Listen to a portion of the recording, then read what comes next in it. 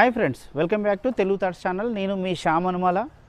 ఇక మనం మారదాం సెగ్మెంట్లోకి వెళ్ళే ముందు లైక్, షేర్, సబ్స్క్రైబ్ మర్చిపోకండి. మీ కామెంట్లు పెట్టడం మాత్రం అస్సలు మర్చిపోవద్దు. అదేవిధంగా బెల్ ఐకాన్ యాక్టివేట్ చేయడం కూడా మర్చిపోకండి.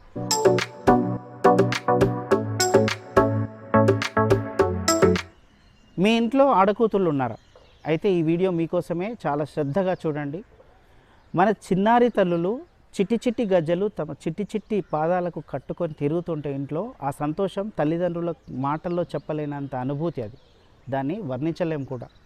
సాక్షాత్తు లక్ష్మీదేవి మన ఇంట్లో తిరుగుతోంది అన్నంత సంతోషము ఆ తల్లిదండ్రుల గుండెల్లో ఉంటుంది.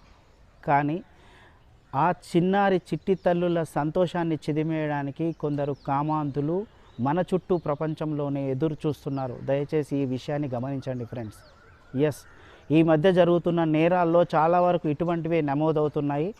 వారికి కనీసం వయసు భేదం కూడా లేదు. టీనేజ్ వయసు నుంచి కూడా 80 ఏళ్ళ ముసలి వాళ్ళు కూడా ఈ నేరాల్లో పాలు పంచుకుంటూ ఉండడం అనేది చాలా దురదృష్టకరమైన విషయం. దీని గురించి దయచేసి చిన్నారుల తల్లిదండ్రులు చాలా జాగ్రత్త తీసుకోండి. మీ పిల్లల్ని ఎప్పుడూ గమనిస్తూ ఉండండి. ఎందుకంటే ఈ మధ్య జరుగుతున్న సంఘటనలు కూడా పోలీసులు కూడా చాలా ఇటువంటి నేరాల పట్ల అవగాహన కలిగి ఉండాలని కూడా చెప్తున్నారు. మీరు కూడా ఈ విషయంపై మరింత సీరియస్గా దృష్టి సారించండి. మీ పిల్లల్ని ఆడుకోవడానికి వెళ్లకుండా ఇంట్లోనే కట్టిపడేయమని నేను చెప్పడం లేదు. వారిని వెళ్ళనండి, వారిని బంధించకండి. కానీ ఆ జాగ్రత్త మాత్రం, ఆ కేర్ మాత్రం మీరు తీసుకోండి.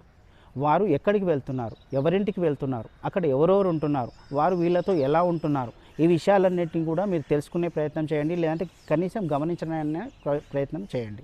ఓకేనా ఫ్రెండ్స్? ఇంకోటి, జాగ్రత్త పడాలి అంటే ఎలా జాగ్రత్త పడాలి? చాలామందికి వచ్చే అనుమానం ఇదే. దీనికి కూడా ఇప్పుడు నేను పరిష్కారం చెప్తాను. ఇప్పుడు ఈ మధ్య టీచర్లు, స్కూల్ టీచర్లు ముఖ్యంగా గుడ్ టచ్, బ్యాడ్ టచ్ పేరుతో కొన్ని అవగాహన కల్పించే ప్రయత్నాలు అయితే చేస్తున్నారు.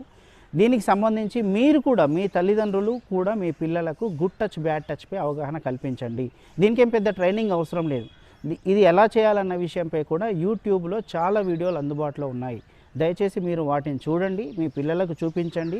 ఒకవేళ ఎవరైనా అనుమానాస్పదంగా ప్రవర్తిస్తే వాళ్ళు ఏం చేయాలి, మీతో ఎలా చెప్పాలి, ఇవన్నీ కూడా వాళ్లకు అవగాహన కల్పించండి ఈ విషయాల మీద. ఇక్కడ ఇంకొక ముఖ్యమైన విషయం, ఒకవేళ ఏమైనా జరగరాంది జరిగితే మీతో షేర్ చేసుకునేంతగా మీ పిల్లలకు మీకు మధ్య ఫ్రెండ్లీనెస్ ఉండాలి. ఈ విషయం చాలా ఇంపార్టెంట్. ఓకేనా ఫ్రెండ్స్?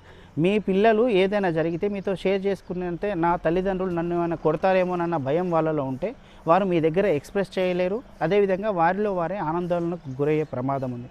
కాబట్టి మీరు కొడతాం కాదు, ఇలాంటివి చెప్తే నేను అర్థం చేసుకుంటాము అన్న భరోసా వారిలో కలిగించాలి. అప్పుడే మీతో ఫ్రీగా షేర్ చేసుకోగలుగుతారు. అదేవిధంగా మీరు వారిని ఇలాంటివి జరిగినాయి అనుకోండి, చెప్పినప్పుడు కొట్టడము, తిట్టడము, అరవడము, గగ్గోలు పెట్టడం లాంటివి చేయకండి.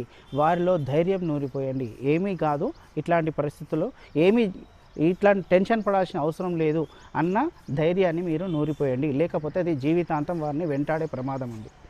ఇంకోటి, ఇది కేవలం ఆడపిల్లలకు మాత్రమే కాదు, మగపిల్లలకు కూడా ఇటువంటి సంఘటనలు ఈ మధ్య ఎదురవుతున్నాయి. కాబట్టి మీ ఇంట్లో చిన్నపిల్లలు ఎవరున్నా సరే, ఆడపిల్లలు కానీ మగపిల్లలు కానీ, చిన్న ఏజ్ నుంచి టీనేజ్ ఏజ్ వరకు ఎవరున్నా సరే వారికి ఇట్లాంటి విషయాలపై అవగాహన కలిగించండి.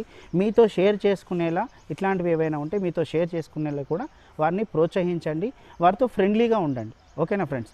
అయితే ఇక్కడ ఒకటే విషయం, ఏదైనా జరగరాంది జరిగే కంటే ముందే దాన్ని నివారించుకోవడం చాలా ఉత్తమం. జరిగిన తర్వాత బాధపడడం కంటే జరగకుండా చూసుకోవడం చాలా ముఖ్యం.